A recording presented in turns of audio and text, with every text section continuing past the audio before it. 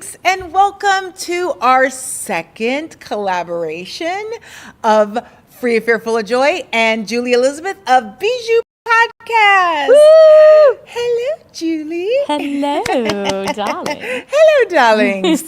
Oh my gosh, so excited. Our last show was fantastic. We really got deep. We really got to to like what it is in our inner self. But this time we're going to get a little crazier. I don't know about crazier, but we're just going to talk about friendships after 40. A certain age. After a certain age, some bloom and become better, and some wilt and end. And like that's our new one. Our new one is We're blooming. getting closer. I know. It's so exciting. So we're just exploring that because it is very interesting that sometimes you meet people that you felt like you've known forever, and then people you've known forever, you're like, I don't know you anymore. That's right. Who are you? Mm-hmm. And you're going in two different directions, and you can't find equanimity or a space to come together. Something about when the going gets tough, right? People are different when it's hard times. True. It changes them. Or people become uncomfortable with your, just to put it simply, you're leveling up. Right. And it could be something small, a new car. It could be new boobs. What? It can be. That can make a bitch mad. Sure. It is. It could be. Going blonde. It could be anything. It could be anything. You never know. Dyeing your hair. Not dyeing your hair. Oh, we did talk about that. We did. I don't fit in. Girl, and I just want to keep going lighter and lighter and lighter. Okay. So let's just acknowledge we did the evolution of friendships, and how many differences, what did you really notice in like your 20s and 30s that are different now in your friendships? So much different. Right? I don't know if it's because I've been trying to grow. You're right. I'm not sure the reason fully, but I Right. think that's part of it. Just in the 20s, your friendships are going to be for about having fun, Partying right? and bullshit. Going out, having fun, Meeting men. I mean, I still go out to this day, but it's different levels. I do too. We've been out together, girl. Yeah, recently. Yeah. But in the 20s, it's like it's all fun, and I guess when you're talking to your girlfriends, you're talking about, right? What's the subject? You're talking about When are we going what out? you did when you're going out again. Right. And, if you're married in those years, then it's about the woes of what you're going through, the changes, adjustments, getting used to living with someone, all Right. of those things. Right. And so but the point is, it's pretty light. I mean, what you're talking about, the issues are not, I don't know. I feel like life wasn't as heavy. No, life definitely wasn't heavy in my 20s. Everything was about going out and work. Right. Work. Oh, yeah. Going Work out. drama. Work drama, going out. Work drama, going out. And then intermingled in that is like, he really thought he could pull that on me. That, because there's always, and because I'm going to use the term like, guy drama. I'm not going to use the term man or boy, guys. Yeah. Because there's that space in between. The guy drama, which was the thing that might have been most of the conversation about. And then our 30s, it was, kids. Things started to get a little Husbands, more serious. People talk more about their goals. Right. And we started to acquire a taste for wine at that point. Yes.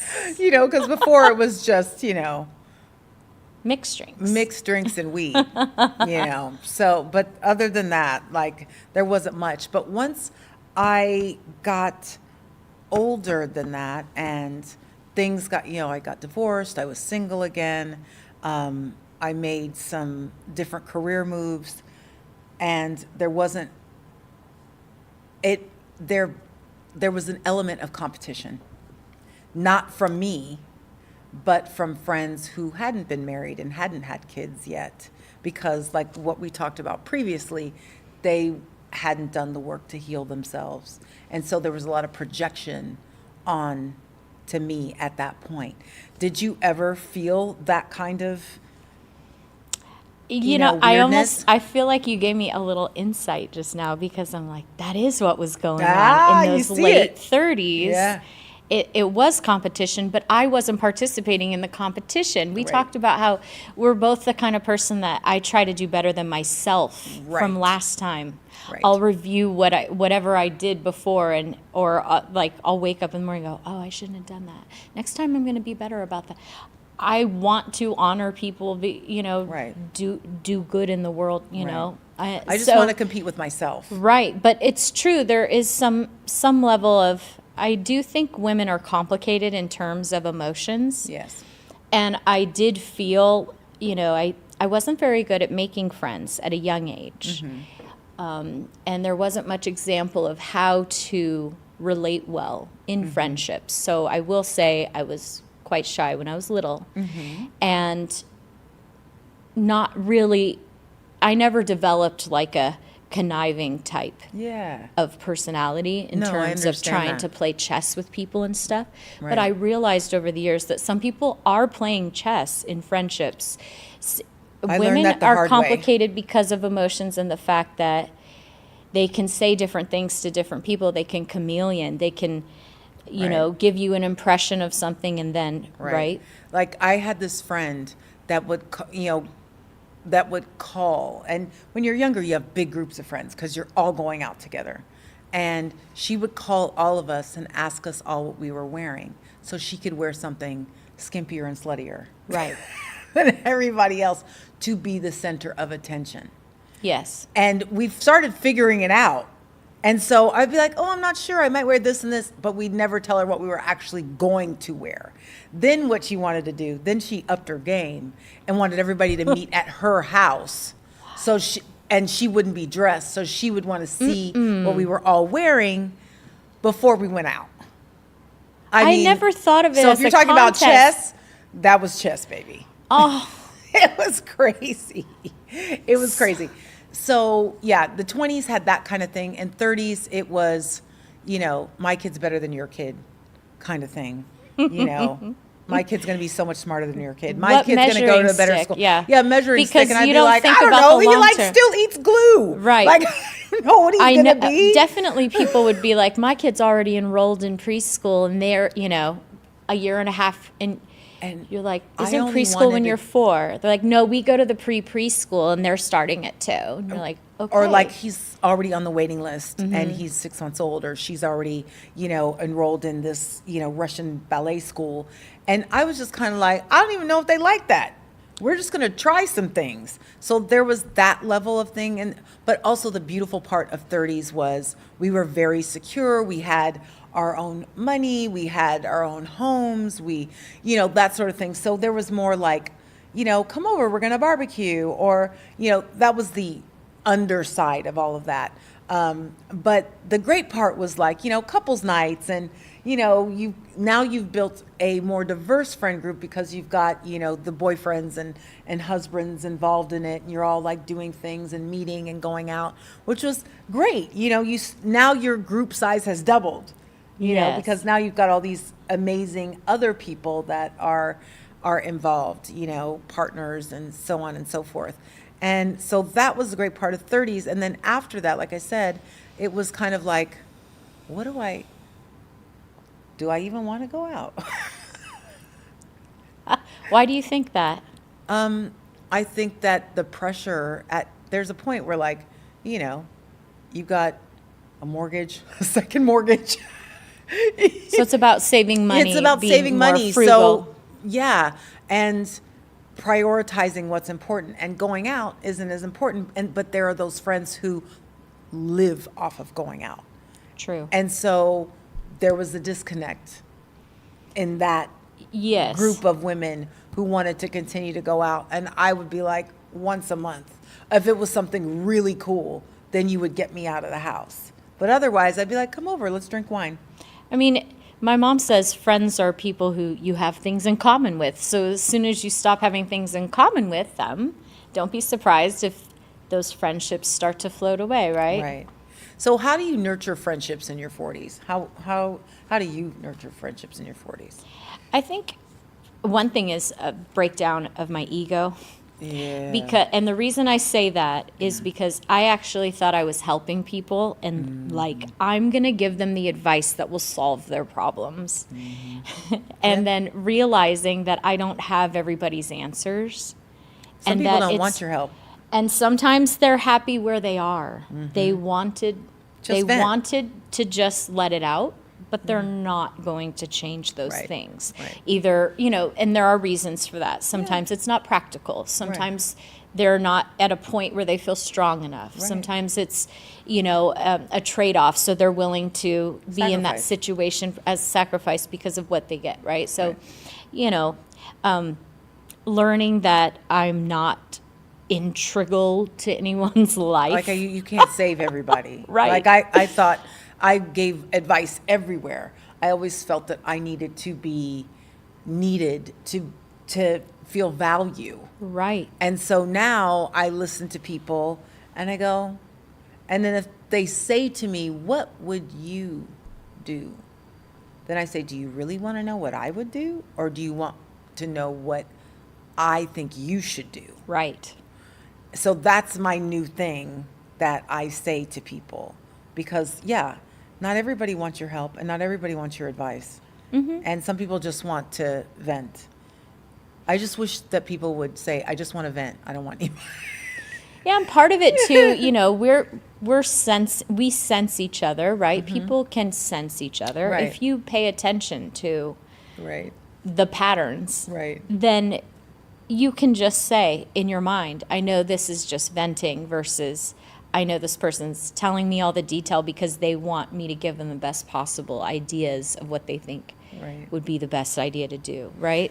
So it's like identifying what your friends need in the And not friendship what you want and not them what to need. you think you need to do Right. necessarily. So, sometimes those situations when you give someone advice and they don't take it, and then you feel personally offended that they didn't take your advice. And so then you have a disagreement. And so how do you mend the friendship after you've had a disagreement with someone? I think it's communicating like where you played a role in whatever happened, whether Right. you stepped on their toes or whether they perceived you did something. Right. And to acknowledge where they're at and how they feel and to talk about how you can do it better, do it differently. Letting them know that you care enough to pay attention to what Right. would be best. And so at that point, like, okay, so you've had a disagreement and, you guys have gotten past it, and then something happens, one of you, both of you, something that isn't pleasant. Like, do you lean on your friends, for support in challenging times, or are you like an internalist? Are you someone that just like holds it in and wants to talk about after it's over, or do you talk to people while it's going on? I mean, I think I'm no pro. I'm not like the authority in friendship. I'm just asking But what you would do. Yeah, I just think I try to say things in the moment as much as I can now because if you filter it too much, it doesn't come out the way it should have. Right. It's almost like sometimes I'm like, I didn't think to say that. The universe or, Right. spoke through me. Right. It was like whatever came out of my mouth was what they needed Right. to hear just now. I don't know. You're like, wow, that was profound. Sometimes I say that later, to, yeah. wow. Or I've even been talking with someone and going, man, I don't know what to do. And as I'm talking, I solve my own problem.